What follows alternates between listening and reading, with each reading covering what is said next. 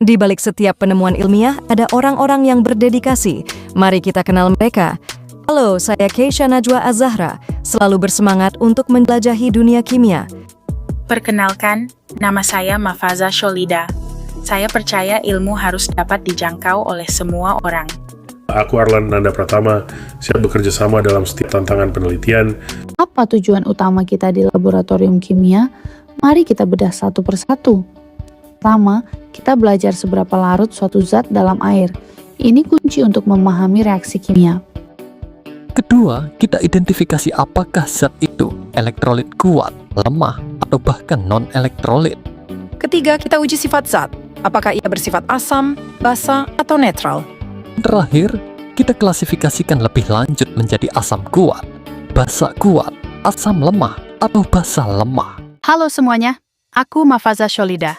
Hari ini kita akan belajar tentang alat dan bahan untuk membuat larutan jenuh. Yuk, kita mulai. Berikut ini alat-alat yang kita perlukan.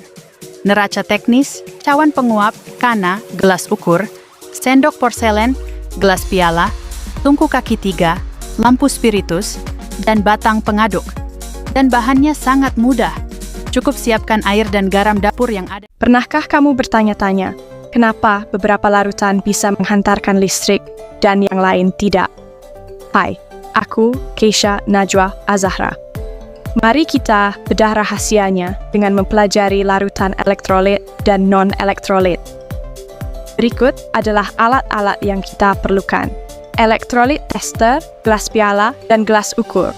Dan bahan-bahan kimia, larutan asam, basa, air, dan larutan gula. Halo teman-teman, di video ini aku akan menjelaskan alat dan bahan yang digunakan dalam praktikum.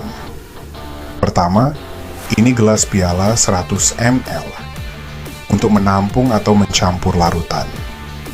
Selanjutnya gelas ukur digunakan untuk mengukur volume cairan. Ini neraca untuk menimbang massa zat. Batang pengaduk digunakan untuk mengaduk larutan, sendok porselen untuk mengambil zat padat. Kasa dan tungku kaki 3 digunakan saat pemanasan. Lampu spiritus sebagai sumber api. Dan ini elektrolit tester untuk menguji daya hantar listrik larutan. Aquades sebagai air murni, garam dapur untuk membuat larutan, larutan HCl 0,5 m sebagai asam kuat, larutan CH3COOH 0,5 m sebagai asam lemah, larutan NaOH 0,5 m sebagai basa kuat,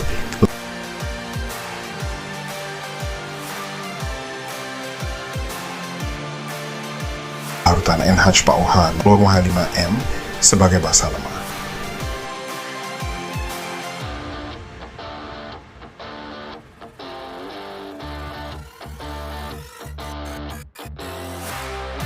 Larutan gula sebagai contoh non-elektrolit. Halo semuanya, hari ini saya akan menjelaskan prosedur kerja percobaan larutan jenuh. Garam nggak larut lagi, itulah titik jenuh. Ikuti langkah singkat berikut. Langkah pertama, persiapan pelarut. Siapkan gelas piala 100 ml, isi tepat 25 ml air suling atau air bersih. Tahap pelarutan. Masukkan setengah sendok garam dapur ke dalam air, aduk hingga benar-benar larut. Tambahkan garam bertahap dan terus-menerus. Kuncinya di sini. Terus tambahkan garam sampai muncul endapan di dasar gelas. Endapan tidak larut meski diaduk menandakan larutan jenuh. Setelah larutan jenuh terbentuk, lanjut ke penguapan. Timbang berat kosong cawan penguap. Catat sebagai data awal, tuangkan larutan garam jenuh ke cawan. Panaskan di atas api kecil hingga air menguap. Biarkan tersisa kristal garam padat. Langkah terakhir, penimbangan kembali. Dinginkan cawan, lalu timbang lagi. Kurangkan berat total dengan berat cawan kosong di awal. Hasilnya adalah berat bersih garam yang larut dalam 20 ml air. Data ini kita gunakan untuk menghitung tingkat kelarutan zat. Halo semuanya, sekarang kita akan masuk ke bagian prosedur kerja untuk menguji larutan elektrolit. Langkah pertama, persiapkan alat dan pastikan berfungsi dengan baik sebelum digunakan. Selanjutnya, siapkan sampel dan berikan label pada setiap gelas agar tidak tertukar. Masukkan elektroda ke dalam larutan. Perhatikan apakah lampu tester menyala dan muncul gelembung gas. Setelah satu larutan selesai, sterilisasi elektroda dengan Aquades dan keringkan untuk menghindari kontaminasi. Halo teman-teman, pada bagian ini kita akan melihat cara kerja atau langkah-langkah percobaan larutan asam dan basa. Pertama, siapkan semua alat dan bahan. Pastikan alat dalam keadaan bersih agar hasil percobaan akurat. Kemudian, tuangkan masing-masing larutan ke dalam gelas piala dan beri label pada setiap wadah agar tidak tertukar.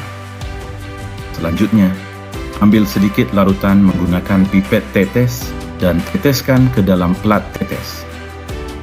Setelah itu, celupkan kertas lakmus merah dan biru ke dalam masing-masing larutan. Amati perubahan warna yang terjadi. Kemudian, gunakan indikator pH universal untuk mengetahui nilai asam atau basa zat tersebut. Pernah nggak kamu menambahkan garam ke dalam air, tapi lama-lama tidak bisa larut lagi? Nah, itu disebut larutan jenuh. Larutan jenuh adalah kondisi ketika pelarut sudah tidak mampu melarutkan zat terlarut lagi, sehingga sisa zat akan mengendap. Pada percobaan ini, garam ditambahkan sedikit demi sedikit sambil diaduk hingga mencapai titik di mana sebagian garam tidak bisa larut lagi. Hasilnya, 25 ml air dapat melarutkan sekitar 8,156 gram garam. Ini mendekati teori sehingga percobaan cukup akurat. Di larutan jenuh terjadi saat zat terlarut mencapai batas maksimum kelarutannya dalam pelarut. Selanjutnya kita akan membahas larutan elektrolit dan non-elektrolit. Larutan elektrolit adalah larutan yang dapat menghantarkan arus listrik karena mengandung ion-ion yang bergerak bebas. Pada percobaan, larutan seperti HCl, NaOH, dan NaCl menunjukkan lampu menyala terang. Ini menandakan bahwa larutan tersebut merupakan elektrolit kuat karena terionisasi sempurna. Sementara itu, larutan seperti asam cuka hanya menyalakan lampu redup. Hal ini menunjukkan bahwa larutan tersebut adalah elektrolit lemah karena hanya terionisasi sebagian. Berbeda dengan itu, Aquades tidak menyalakan lampu sama sekali. Ini berarti Aquades termasuk non-elektrolit karena tidak menghasilkan ion dalam larutan. Jadi, kemampuan suatu larutan dalam menghantarkan listrik bergantung pada jumlah ion yang terbentuk di dalamnya.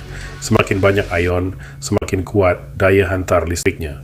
Berdasarkan hasil percobaan, setiap larutan menunjukkan perubahan warna lakmus yang berbeda. Yuk, kita bedah satu persatu. NaOA mengubah lakmus merah menjadi biru dengan pH sekitar 13, sehingga ini adalah contoh basa kuat. HCl mengubah lakmus biru menjadi merah dengan pH sekitar 1, tergolong asam kuat. CH3COOA juga mengubah lakmus biru menjadi merah, tapi dengan pH sekitar 3, termasuk asam lemah.